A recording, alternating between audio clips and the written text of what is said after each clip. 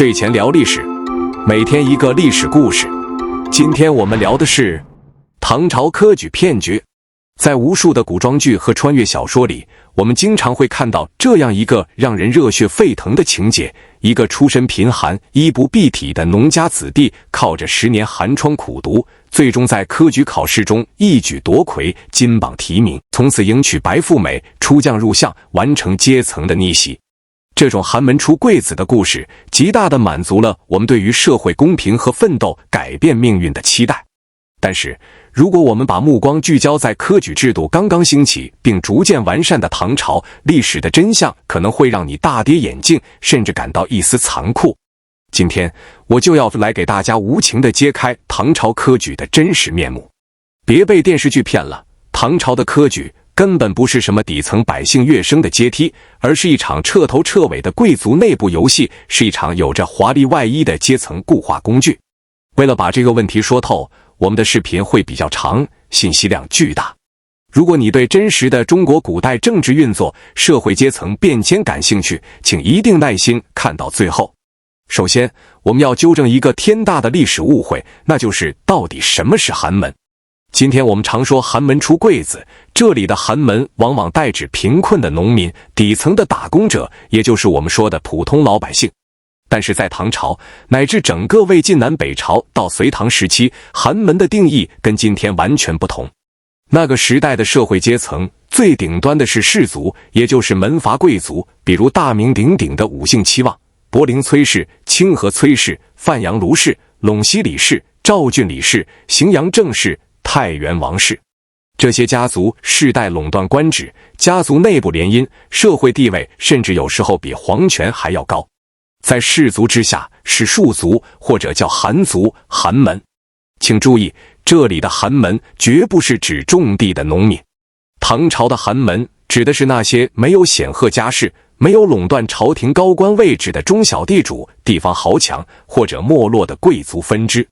他们有土地、有财富、有藏书、有受教育的条件，仅仅是因为在讲究门第的社会里，他们的家族级别不够高，所以被称为寒门。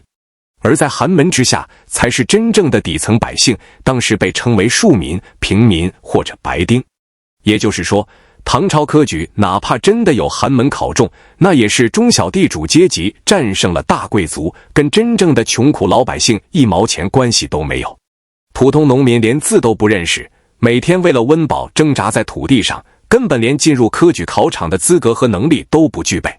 明白了这一点，我们再来看看为什么说唐朝的科举是一场贵族的内部游戏。这就不得不提唐朝科举考试中最让人感到不可思议的几个制度漏洞，或者说这根本不是漏洞，而是统治者刻意保留的特权通道。第一个不可逾越的鸿沟是极其高昂的经济成本。我们常说10年寒窗，但寒窗也是需要本钱的。在唐朝，书籍是极其昂贵的奢侈品。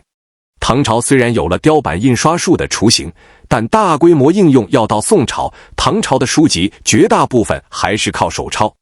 纸张昂贵，笔墨昂贵，想要读透经史子集，没有一个殷实的家底根本不可能。这还只是第一步。唐朝的科举考试核心考场在京城长安或者东都洛阳，各地的考生首先要通过州县的选拔，也就是成为乡贡，然后再进京赶考。从偏远地区走到长安需要几个月的时间，这一路上的车马费、食宿费是一笔巨款。到了长安以后，你以为直接考试就行了吗？大错特错。唐朝的科举不像后来的明清，到了京城很快考完就走。唐朝的考生为了备考和运作，往往要在长安居住几个月甚至几年。长安是当时的国际大都会，物价极高。白居易初到长安时，拿着自己的诗作去拜访名士顾况，顾况看到白居易的名字，就开玩笑说：“长安百无贵，居大不易。”意思是长安什么都贵，想住下来可不容易。连白居易这样的官宦子弟都觉得长安物价高，普通人怎么可能承担得起？除了基本生活费，更大的开销在于社交。唐朝的考生想要考中，必须要在长安的达官贵人圈子里混个脸熟，要不断地参加各种宴会，请客吃饭，结交名流。这些社交活动的费用往往是天文数字。如果说买书和路费只是拦路虎，那么长安高昂的运作成本就是一道直接把底层百姓拒之门外的叹息之墙。如果说经济成本只是第一道门槛，那么唐朝科举的核心规则则是彻底把这场考试变成了贵族和权贵的狂欢。这就是唐朝科举中最臭名昭著的，也是最核心的潜规则——行卷与公卷制度。今天我们参加高考或者公务员考试，最基本的前提是什么？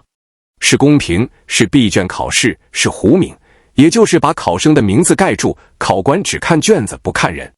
但是唐朝的科举完全没有糊名制度。唐朝的考官，当时叫之贡举，在判卷子的时候是明晃晃地看着考生的名字、籍贯、家世背景来打分的。谁是谁的儿子，谁是谁的门生，谁是哪个大豪门推荐来的，考官一目了然。在这种不糊名的制度下，就诞生了行卷的风气。什么是行卷？就是考生在正式考试之前，把自己平时写的诗歌、词赋、文章装订成精美的卷轴，到处去投递给当时的朝廷显贵、文坛领袖，甚至是公主、王爷。这样做的目的是什么呢？是为了造势，是为了刷声望。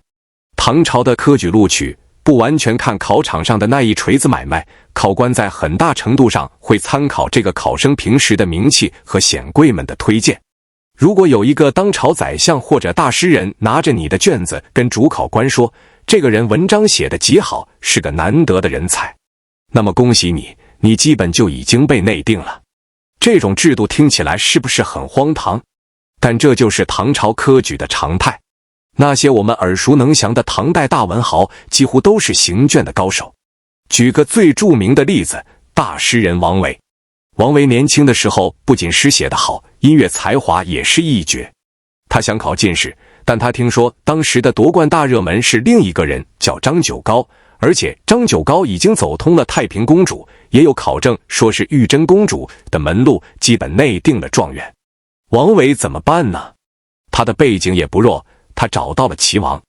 齐王对王维说，我也帮不了你，对方的后台是公主。但是齐王出了个主意，让王维打扮成伶人，也就是乐师，带着一把琵琶，跟着齐王去了公主的府邸。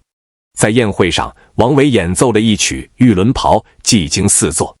公主一看，这小伙子长得帅，曲子弹得好，一问名字，竟然是名满京城的王维。齐王趁机把王维的诗卷献给公主，公主看了大加赞赏。齐王这时候才说，王维想考这一科的京兆蟹头，也就是第一名，希望公主能帮帮忙。公主立刻答应了。结果可想而知，原本内定的张九皋被刷了下来，王维如愿以偿地拿到了第一名。大家听听这个故事，这哪里是严肃的选拔国家公务员的科举考试？这明明就是贵族圈子里的才艺展示和权力交换。王维的才华固然不容置疑，但如果他没有齐王这层关系，见不到公主，他的才华能让他当上状元吗？绝对不可能。再比如大诗人陈子昂，他初到长安时毫无名气，行卷没人理。他怎么炒作自己的呢？他在街上看到有人卖一把极其昂贵的胡琴，标价100万，大家都在围观，没人买得起。陈子昂直接掏钱买下，然后当众宣布，明天我要在某某地方演奏这把胡琴，欢迎大家来听。第二天，无数达官贵人好奇地跑去凑热闹。结果陈子昂当众把那把100万胡琴摔了个粉碎，说，我陈子昂的诗文天下第一，你们不看，却来听什么胡琴？然后顺势把自己的诗卷分发给在场的权贵。这可以说是一次极其成功的古代营销事件。陈子昂也因此名声大噪，最终考中进士。陈子昂的故事固然热血，但你想过没有？第一，他能拿出100万买琴，说明他家里非常有钱，是个大富二代。第二，他懂营销，敢炒作。普通的寒门子弟连买纸的钱都要精打细算，怎么可能去搞这种100万级别的炒作？行卷制度的本质就是把科举考试的决定权从考场转移到了考场之外的贵族沙龙里。考生能不能考中，主要取决于他的公关能力、家族背景、财富支持，以及有没有显贵愿意提携他。这就导致了唐朝科举录取名单在正式考试之前，往往就已经由考官和权贵们商量决定好了。当时甚至有一个专门的词叫通榜，就是科举考试还没开始，主考官就已经根据各位朝廷大佬的推荐，把录取名单列出来了。考试只不过走个过场，把那些名单上的人按照流程录取而已。在这种黑箱操作下，没有背景，没有钱去行卷，没有门路去结交权贵的底层读书人，哪怕才华横溢，也只能名落孙山。唐朝著名的诗人罗隐才华绝代，留下了采得百花成蜜后，为谁辛苦为谁甜，今朝有酒今朝醉，明日愁来明日愁等千古名句。但他生性孤傲，不屑于巴结权贵，也不懂行卷之道，更没有强大的家族背景。结果呢，他考了10次进士，史称时尚不第，最终郁郁而终。罗隐的悲剧就是唐朝科举对真正无权无势的读书人最无情的嘲讽。说到这里，可能有人会反驳，既然科举这么黑，那为什么还有那么多朝廷高官的子弟要去考呢？唐朝不是有门荫制度吗？高官的儿子不是可以直接当官吗？这就涉及到了唐朝科举的另一个深层逻辑，科举不是为了让穷人当官，而是为了给贵族子弟镀金，以及完成权力的世代交接。确实，唐朝有着非常完善的门荫制度，也就是高官的子孙可以不经过任何考试，直接凭借父辈的官职品级获得相应的官位，这是贵族特权的法律化。很多大贵族子弟确实是靠门荫入仕的，但是到了唐朝中后期，情况发生了一些微妙的变化。科举，尤其是进士科，逐渐成为了整个社会公认的最有荣誉感、最有含金量的出身。当时有句俗话叫30老明经，50少进士。明经科只要死记硬背儒家经典就能考过，所以30岁考上明经都算老了。而进士科不仅要考经史，还要考诗赋和时政策论，极其看重文学才华和个人见识，极难考中，所以50岁考中进士都算年轻的。随着社会观念的变化，大家越来越看重进士出身，宰相、尚书这些高级职位越来越倾向于由进士出身的人担任。如果你只是靠爸爸的门荫当了官，在官场上往往会被人看不起，觉得你是个没文化的官二代。而如果你考中了进士，哪怕你也是高官子弟，大家也会竖起大拇指，说你是凭真才实学上来的。因此，大量的高官子弟、门阀贵族为了家族的荣耀和未来的仕途天花板，纷纷涌向科举考场。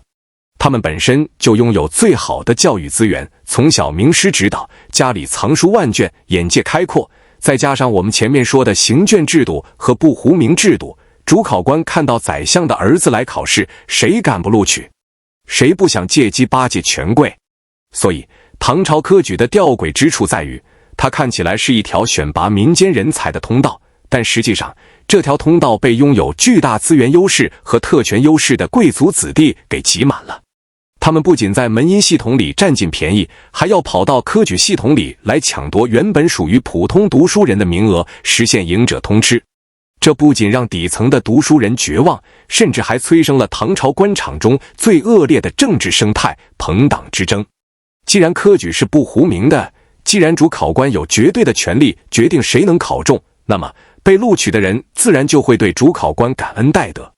在唐朝，这形成了一套极其森严的封建人身依附关系。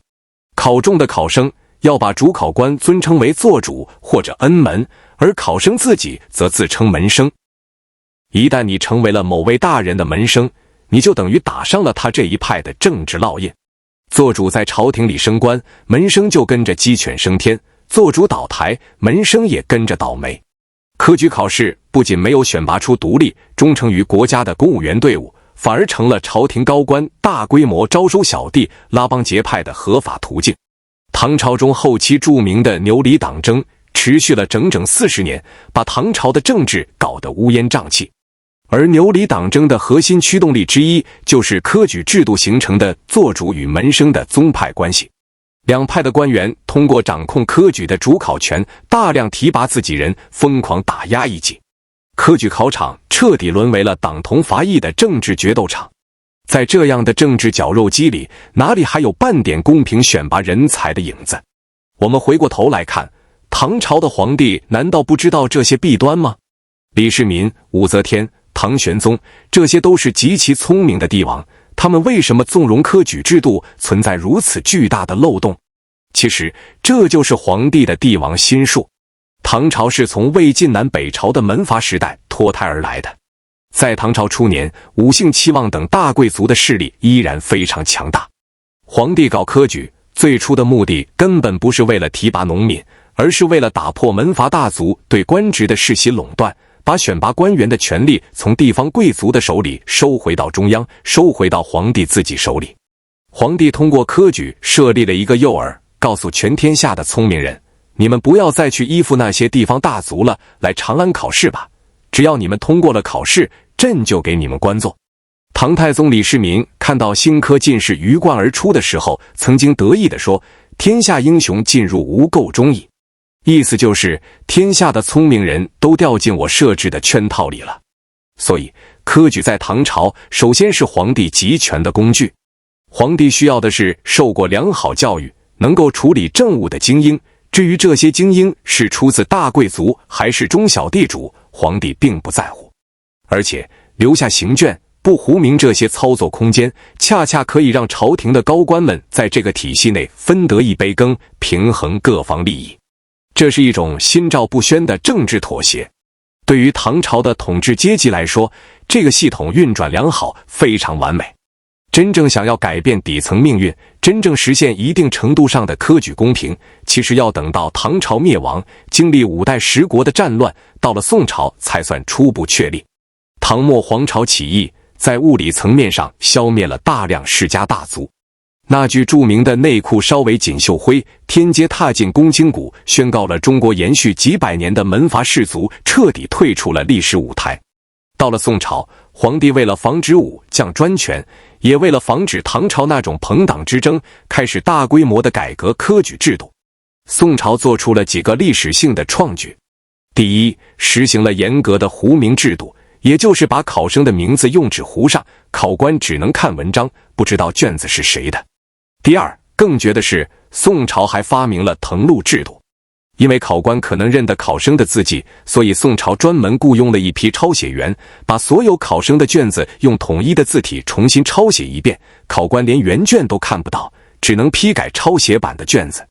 第三，宋朝严禁行卷，考官在考前要被封闭在贡院里，不准与外界接触，这就是所院制度。